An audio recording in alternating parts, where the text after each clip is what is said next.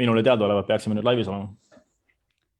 Ja, paistab nii. Tere, head kuulajad. Mina olen Kärt Muust ärikoolist. Ilmselt olete mind palju juba näinud siin viimastel nädalatel.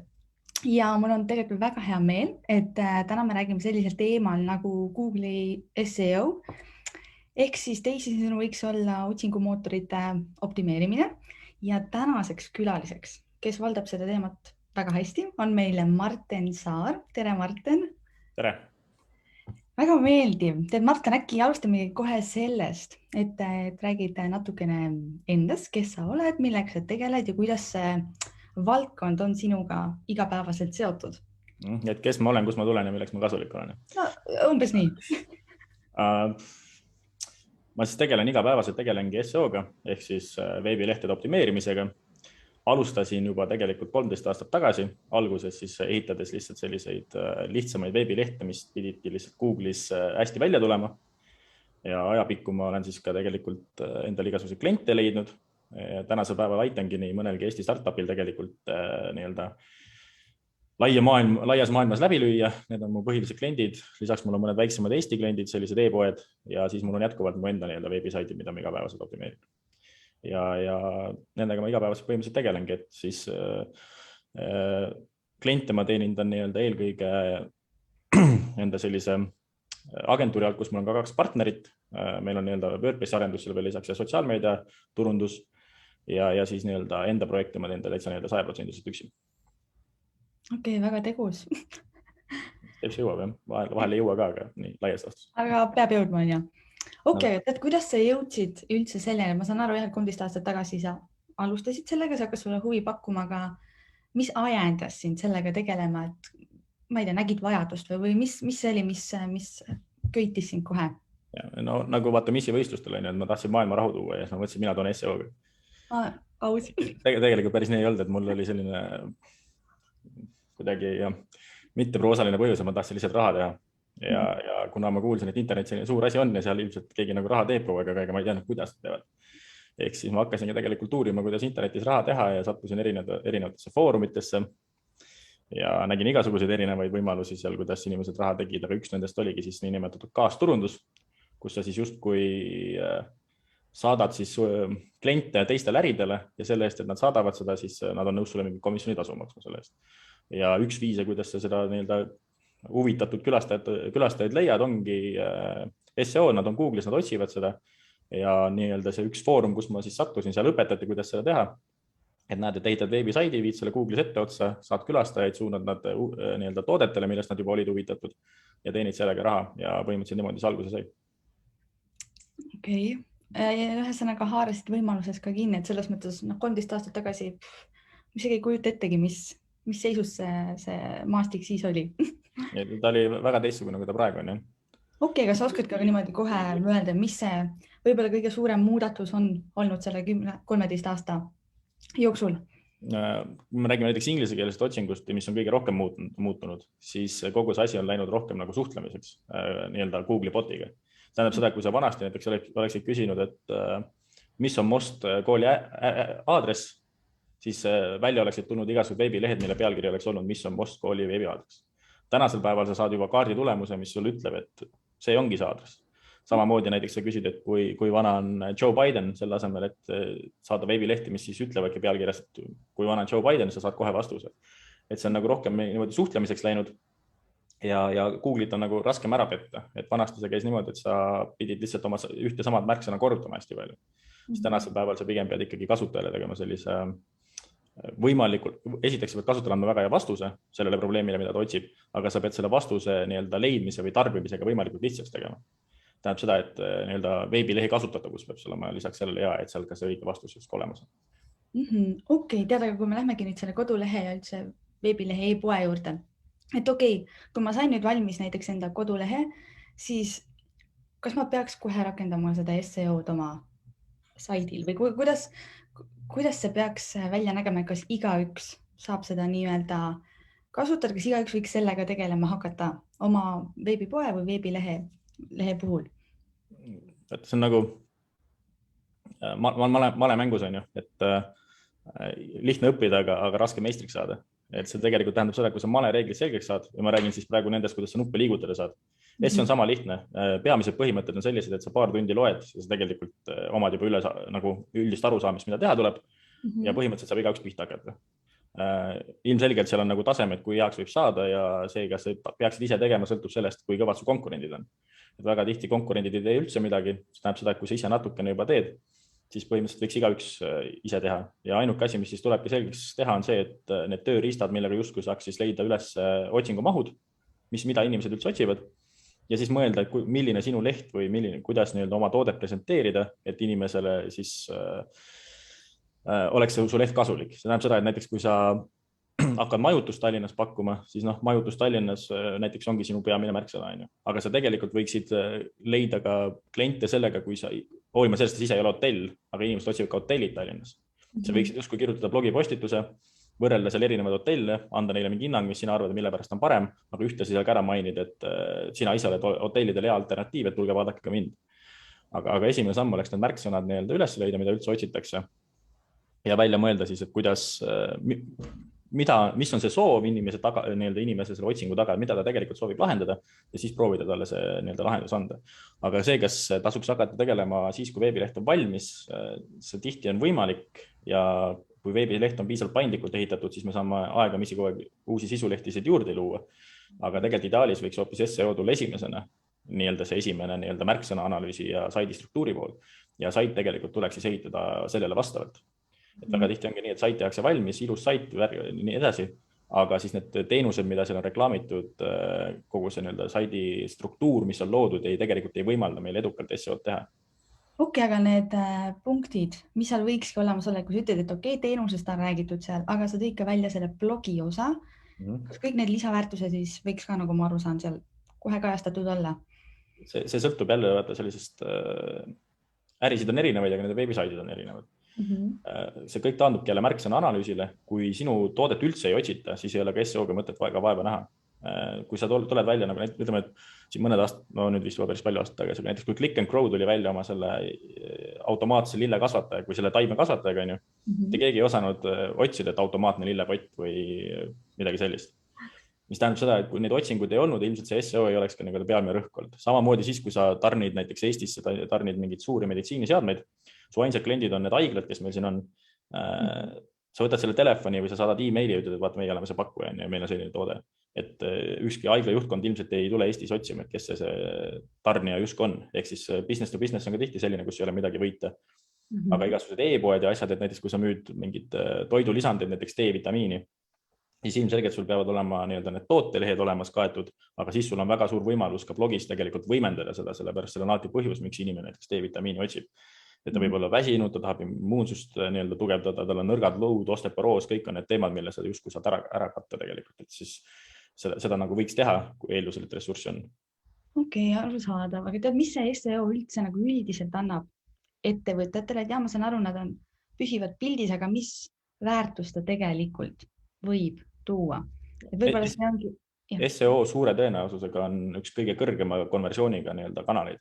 Kui me jätame välja eksisteerivad kliendid, kes alati konverteeruvad paremini, ehk siis me ei räägi e-mailist ega oma kliendi andmebaasist, aga ütleme siis värskes kliendis, kes enne sinust ei teadnud ja nüüd satub esimest korda sinu lehele, siis võrrelduna välimeedia, digimeedia, ütleme siis portaalidega Delfi või Postimees või ka siis Facebook, SEO on selles mõttes ja ka siis Google Ads sinna juurde, ehk siis otsingu külastajad on suure tõenäosusega ja väga tihti ongi kõige parema konversioonimääraga, sest inimene juba konkreetselt otsib seda teenust või toodet, mida sina müüd ja sa pead tihti hakkama teda veenma, et ta seda toodet vajab, vaid sa lihtsalt pead veenma, et sina oled see õige koht, kus see osta, ta suure tõenäosusega kuskilt ostab nagunii.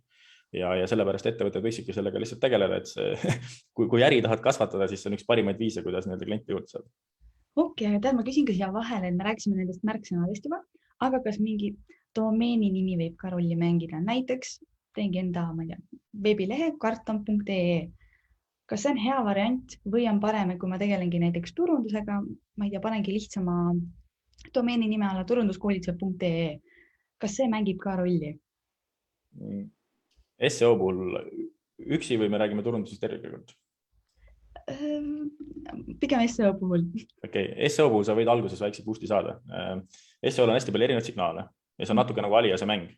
tähendab seda, et kui sa oled 10 erineval kombel ära seletanud inimesele, et see on hiir ja ta sai 9 korrast juba aru, siis see 10. kord on ilmselt nagu üleliigne. Et kui ma ütlen sulle, et väike näriline ei ole rott ja sööb juustu või ja püütakse lõksudega, siis see on piisavalt täpne ilmselt, et sa oskad mulle pakkuda, et see on hiir. Ja kui ma sinna kõrval hakkan siis veel rääkima, et Miki on tal hüüdnimeks ja midagi, siis see on ilmselt juba ebavajalik info.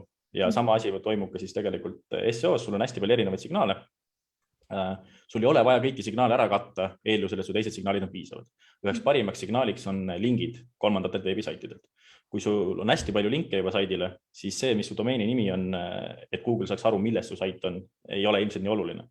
Aga kui sa alguses alustad veebisaiti, tal puuduvad kõik teised signaalid ja siis sa ütledki, et sinu veebisaidi nimi on turunduskoolitus, siis inimesed või Google siis suure tõenäosusega näitab su seda tulemust juba alguses natukene kõrgemal, kui ta näiteks siis, kui sa kasutaksid ABC123 näiteks oma turunduskoolituse saidi nime. Ja üks eelis veel, mis on omada domeeni nimes siis seda peamise märksõnu või midagi, aga ideaalis ka tegelikult oma osaühingu nimes on see, et mõningad otsingud on niinimetatud local intent'iga või siis kohaliku otsinguga. Et kui ma otsin endale juuksurit ja ma ise elan Tallinnas, siis ma ilmselgelt ei taha Viini juuksurisse näiteks minna. Eks mulle tegelikult kuvataksegi Tallinna tulemusi ja väga tihti nad on tavatulemuste eesotsas sellise kaardi tulemusena, kohe kuvab neid. Ja seal kaardi tulemustes on tegelikult see päris kõva eelis, kui su domeeni nimi ja kui su ettevõtte nimi sisaldab neid põhilisi märksõnu, eks näiteks turunduskoolitus. Okei, selge. Loodan meie kuulajad said ka praegu sellest võib-olla rohkem indu, kui nad plaanivadki enda mingit veebilehte tegema hakata. Aga sa mainisid ka, et esikohale ilmuvadki need võib-olla väärtuslikumad need ettevõtted või veebilehed või mis iganes. Aga mis veebilehed üldiselt täna on SEO-s esikohal või seal tipus ja kuidas nad tegelikult sinna jõudnud on? Jällegi see sõltub sellest otsingu iseloomust. Aga siis enamikke... Mis valdkonnad kas või? Kuidas? Et mis valdkonnas või mis teemadega? Ma räägin ükshaaval enam-vähem need suuremad ära. E-poed näiteks või ütleme siis üldse igasugune füüsiline kaup, mida müüakse. Seal tegelikult väga palju tulevad välja suured kaubamajad, mis meile tundub Kaup24, Hansa Post, 1A, kes müüvad kõike. Et nemad tulevad väga hästi kõigega välja. Seal on mitu põhjust. Üks põhjus on see, et nendel tegelikult ongi teadmised natuke paremad, nad teavad, mida nad teevad. Teine on see, et neil on ressurssi kõike seda teha, mida nad teavad, mida teha võiks. Aga kolmas on see, et kuna nad on tegutsenud, nad on tuntud, siis ka nendele lingitakse palju. Ja SEO seisukohas see, kui palju kolmandad veebisaidid sulle lingivad, on ülioluline, mida tuleks saavutada. Et sellepärast tihti need suured e-poed ütleme, füüsiliste toodete puhul tulevad väga hästi välja. Aga mis suudavad nendele füüsilistele poodidele väga hästi või nendele suurtele kaubamajadele väga hästi vastu hakata, on sellised väga kitsa valdkonna või väga siis spetsiifilised poed. Et näiteks elektritõukerattad või ütleme kergliikurid või siis mingi pood, mis müüb ainult kalastusvarustust, siis väga tihti, mis silma paistab, on see, et kui see leht räägib ainult oma kalastusest ja ta ei hakka seal kõrval rääkima huulepulkadest ja kosmeetikast, siis Google paistab seda spetsiifilisust hindavat, nii et sellistel veebisaitidel on linke oluliselt vähem vaja, kui nendel suurtel kaubamajadel on. Ja siis business to business ärisektorites, kus otsingud on oluliselt vähem, aga neid siiski on. Väga tihti võidab see sait, kes natukenegi midagi ära teeb, sest enamik ettevõtteid ei tee üldse mitte midagi. Ja kui me räägime ka rahvusvahelisest tegelemisest, siis väga palju on uudiseportaale, mis väga hästi välja tulevad. Välismaal on ka see juhtunud, et uudisteportaalid on muutunud ise kaasturundajateks. Et vanasti oli niimoodi, et kaasturundajad siis kirjutasid näiteks postitusi, et parim laptop ja siis võrdlesid neid seal ja siis kaasturundussaidid tulid väga hästi välja. Tänasel päeval sellised top saidid nagu PC Mag ja The Verge ja nii edasi, New York Times, Washington Post ja nii edasi. Nad kõik, mitte kõik, aga päris tihti ise on hakanud affiliate'iteks, kus nad siis ka võrdlevad neid tooteid, kasutavad ära seda, et nende domeen on nii võimas. Ja samamoodi, kuna see nende ärimudel, kus nad vanasti müüsid siis ajalehti, hiljem müüsid bännerreklaami, need vaikselt on oma efektiivsuse või siis tasuvuse hakanud kaotama nendes, siis nad on pidanud leidma uusi monetiseerimisvõimalusi ja nüüd see affiliate on nendele väga hea monetiseerimisvõimalus lisaks nendele teistele affiliate'itele, kes seni sellega on tegelenud, on see paras pähkel puremiseks, sest nüüd on nii võimsad vastased seal vastas. Aga siis sellised kommertsstiili, ütleme, et lihtsalt sülearvutid näiteks või jälle selline füüsiline kaup, siis suured kaubamajad, nendel läheb väga hästi. Amazon, ühesõnaga USA Amazon seal veel. Ja siis sinna vahel eksivad ka nii-öelda need spetsiifilised poed ära, aga ma seda seal nii tihti seda ei näe kui Eestis. Aga jah, nii-öelda affiliate ja siis need põhilised suured saidid on need, kellel seal hästi läheb. Okei. Väga põnev on see kõik selles mõttes, et ma usun, et kõigil on praegu nii palju uut informatsiooni ka. Aga tead, mis need kõige suuremad vead selle optimeerimise puhul võiksid olla? Või kas seal on võimalik teha lihtsaid vigu? Ja kõige tüüpilisem lihtne viga ongi see sama, millest ma korduvalt rääkisin, et märksõna analüüsi kas ei tehta üldse ära ja arvatakse, mida inimene võib otsida. Ja siis hakatakse kasutama oma sellist valdkonna nii-öelda keelt, et oma asju nimetada, aga päriselt kasutaja ei oska niimoodi otsida. Ja näiteks meil ka SEOs on igasugused spetsiifilisi terminid nagu link building, DR, UR, kõik sellised mingid lühendid ja asjad. Aga see inimene, ütleme ettevõte, kes tahab endale SEO teenust, tema otsibki kas siis kuidas saada Google'is esimeseks või SEO teenus või midagi sellist. Ta ei oska seda nii-öelda keerulist sõnavara kasutada. Aga see on peaaegu igas valdkonnas on see sama probleem, kus inimesed ise nimetavad oma asju ühtemoodi, ütleme need inimesed, kes siis seal valdkonnas tegutsevad, aga nende klient otsib asju üldse teistmoodi. See on nagu üks viga, et sa ei räägi oma nii-öelda kliendi keeles. Ja siis teine samm ongi see, et isegi kui tehakse see nii-öelda märksõna analüüs ära, siis tegelikult väga oluline samm lisaks sellele, et sa nüüd tead, mida otsitakse, et tuleks vaadata, et milliseid tulemusi Google juba näitab. Sellepärast, et vahel me arvame ühtemoodi, et ma näen, mis see märksõna on, et ma arvan, et sellega ta võiks mind otsida, aga tegelikult see ei vasta tõele. Et Google'i jaoks on hästi oluline see kavatsus, nagu ma enne juba mainisin, et kui inimene paneb selle päringu sinna otsingusse, et mida ta tegelikult otsib. Ja kui sa kirjutad sinna lõngakera näiteks, ja siis sa üritad lõngakerasid müüma hakata, siis see võib olla niimoodi, et e-poed tulevad, kes lõngakerasid müüvad, tulevad hästi välja. Aga täitsa vabalt võib seal olla, et umbes mingi Wikipedia artikkel on seal, kes räägib pikalt ja laialt, kuidas lõngakerasid teha või midagi sellist. Ehk siis nii-öelda kasutaja kavatsus ei lähe kokku sellega, mida sa justkui müüa üritad. Ja tegelikult tulekski siis oma peamised märksõnad läbi guugeldada, vaadata, kas seal on sarnaseid veebisaite, nagu sina kavatsed luua. Näiteks, kui sul on e-pood, kas teised e-poed juba tulevad tulemustes välja. Kui nad tulevad, siis Google on pikalt testinud, ilmselt on aru saanud, selle inimese kavatsus on midagi osta, näitamegi talle tulemusi nii-öelda saite, kust ta saab osta. Et see on kindlasti teine samm. Ja kolmas, ütleme, suurem viga on see, et ei kasutata tasuta tööriistasid, mida Google tegelikult ise annab. Et SEO poole pealt kõige tähtsam nendest on Google Search Console. Miks ta on hea, on see, et sa tegelikult näedki ära kõik märksõnad, millega su sait on külastusi saanud. Lisaks ta saadab sulle e-maile, kui ta leiab, et sinu saidil on katki midagi. Väga hea tasuta tööriist ja paljud ei kasuta seda. Okei, tead, ja sa just tegelikult mainisid ka neid tööriistasid, et kas seal on veel mingeid võimalusi, kuidas parandada seda, et sa oledki seal Google'is nüüd nähtavama, et kas, ma ei tea, tasulised reklaamid või kas see ongi nii-öelda ühekordne investeering või seal peabki järjepidevalt ennast reklaamima või kuidas see pool välja näeb? SEO puhul on niimoodi, et ühelt poolt on ta selline igavesti jätkuv teenus, et samamoodi nagu sa ei saa ühe korra trenni ära teha või isegi kui sa teed ennast 3 kuuga viid vormi, siis kui sa enam trenni ei tee, siis sinu vorm võrreldes su konkurentidega hakkab langema ja SEO on nagu püsiv võistlus selle laias laastus. Aga seal vastavad sellele, mis valdkonnas sa tegeled, on ju, nagu ma ütlesin, et mõned valdkonnad üldse ei tegelegi SEO-ga, siis see nagu võrdub, et kas sa võistled seal tippsportlastega või sa võistled seal selliste pühapäevaliiga inimestega või sa võistled siis niimoodi, et pandi kuskile tänava pealt otsiti 5 suvalist inimest ja öeldi, nüüd hakkame võistlema, on ju. Et vastavalt sellele see level on ka erinev ja vastavalt sellele ka see investeering võib olla nagu erinev. Mis tähendab seda, et näiteks kui sa oled kunagi mänginud 10 aastat jalgpalli, sa järgmised 5 aastat ei mängi, aga sa lähed mängima inimestega, kes ei ole mitte kunagi mänginud, siis suure tõenäosusega sa nendest oled ikka parem. Ehk siis SEO valdkonnas tähendab seda, et kui su konkurendid ei tee üldse SEO-d ja sina teed endal põhilised asjad ära, siis sa ei pea sinna järjepidevalt hoogu juurde panema, vaid see, mis sa kunagi tegid, aitab sind edasi. Aga kui me räägime juba sellistest konkurentsi tihedamatest valdkondadest, nagu näiteks finantsteenused või ka ütleme, kodumasinad või midagi sellist, siis see on ikkagi järjepidev tegevus ja see järjepidevus siis tihti taandubki ütleme, tehniline korrashoid on nagu väiksem pool, aga ta taandub siis sisuturundusele nii enda saidil kui ka võib-olla väljaspool, et pidevalt tuleb siis hoida silma peal, mida inimesed veel otsivad või sarnastel teemadel, et pakkuda neile nii-öelda sellist huvipakkuvat sisu ja siis kolmas pool, mis on veel suur, ongi see, et kuidas sa siis oma seda sisu levitad, et sulle ikkagi lingitakse, et sa peaksid justkui looma midagi uudisväärset, et sulle nagu lingitakse, aga see enamik ettevõtted ei vaja tegelikult isegi sellisel tasemel tegemist Eestis andmeid. Ma mõtlengi, et kas ma saan aru, ma pean hullult ju eeltööd tegema, et ma ikkagi jõuaksin selle soovitud tulemuseni, et mul hakkakski nii-öelda hästi minema seal Google'is. Et kas ma saan ka kuidagi teistmoodi kontrollida või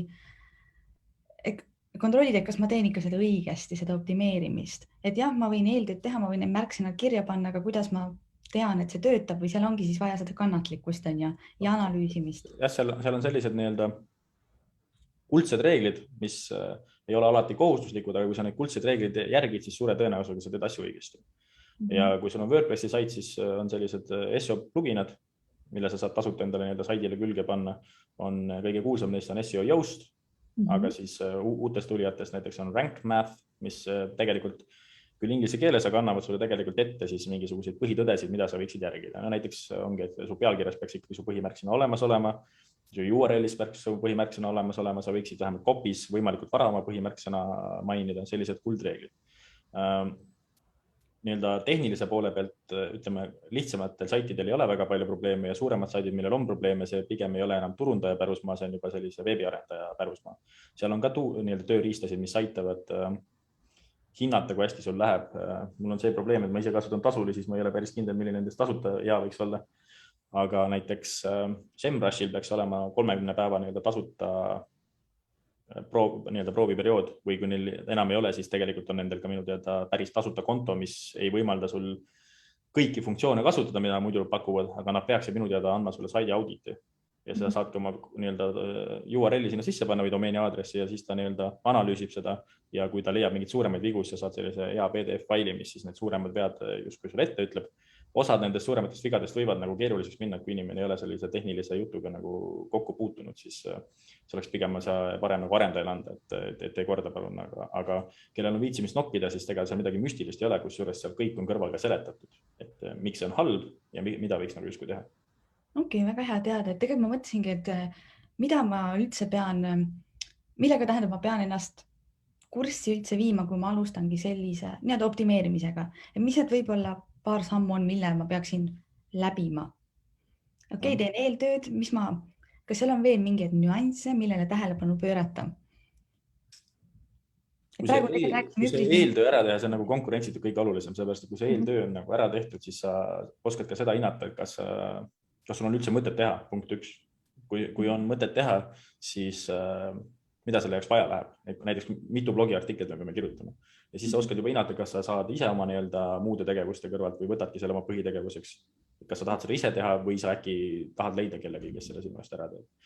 Seal muidugi, mis oleks veel hea, et kui kasutada nagu neid analüüsi tööriistasid, näiteks SEMrushi ma mainisin, aga on ka selline nagu Ahrefs, sellised soodsamad, üks, mis on täitsa tasuta veel, ma ei ole kindel, kas konkurenti näitab, aga võib proovida on Ubersuggest. Ja siis päris, mis on ka soodne ja omab kõiki nii-öelda neid omadusi või siis tööriistu on SE ranking. Ja mida tegelikult tahaks vaadata, on seal sellised skoorid on, mida ma korra mainisin nagu DR. Et kui sa paned oma peamise märksõna sisse, ta näitab sulle kõiki nii-öelda top saite, kes seal sinu märksõnale juba ees on. Ja siis on tavaliselt seal on selline üks tulp, on mingi skoor, teda võidakse nimetada erinevalt, kas DR, AR. Ühesõnaga, kui sa huuverdad nendest tööriistades oma hiirega sinna kohale, siis ta seletab sulle ära. Aga laias laastus sa tahad leida selle tulva ülesse, mis sulle räägib, kui tugev see domeen tervikuna on. Ja tavaliselt, mida kõrgem see skoor on, seda tugevam see veebileht on. Ja sa tahad leida selliseid märksõnu, kus su vastastel ei ole väga kõrged skoorid.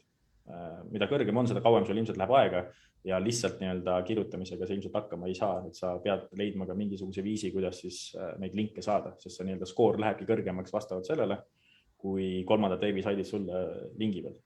Aga nii-öelda alustada sellest, et leida üles need märksõnad, millel ei ole need DR-skoorid seal konkurentidel kõrged, siis see on kindlasti üks samm, mida võiks peale seda esmast analüüsi teha. Kui me leiame 100 märksõna, siis me ei saa korraga ilmselt neid kõiki sihtida, me peame tegema mingeid valikuid ja see on siis üks viis, kuidas võiks hakata pihta neid valikuid tegema, et me sihime madalama konkurentsiga märksõna enne. Ja tead, meil ongi päris spetsiifiline see arutelu siin täna olnud ja ma küsin ka, et kas, kui mõnel tekkiski praegu nüüd, mõnel kuulajal tekkis huvi ka seda nii-öelda kõike õppida või rohkem lugeda või videoid vaadata, kas seda saab ka õppida kuskil? Seda saab väga paljudes kohtades õppida.